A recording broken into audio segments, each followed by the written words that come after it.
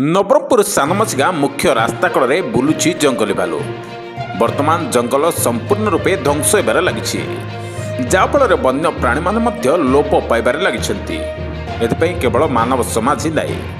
ଯାହା କିଛି ସ୍ୱଳ୍ପ ଜଙ୍ଗଲ ରହିଛି ସେଠାରେ କେବଳ ଜଙ୍ଗଲୀ ଭାଲୁ ବଞ୍ଚିବା ପାଇଁ ସଂଗ୍ରାମ ଚଳାଇଛି। ଭାଲୁ ମଧ୍ୟ ଜଙ୍ଗଲରେ ଖାଇବା ନ ପାଇ ଏଣେତେଣେ ବୁଲି ଗାଁ ସହରମୁହାଁ ହେଉଛି। ସେ କରିବ ବା କ'ଣ? ଜଙ୍ଗଲରେ ତ ଖାଇବା ଜିନିଷ ନାହିଁ। ଗାଁ କିମ୍ବା ସହର ଅବା ରାସ୍ତା କଡ଼ରେ ବୁଲିଲେ ହୁଏତ କିଛି ଖାଇବା ପାଇଯିବ, ସେ ଆଶା ନେଇ ବାହାରକୁ ଦିନରେ ବୁଲୁଛି ଭାଲୁ।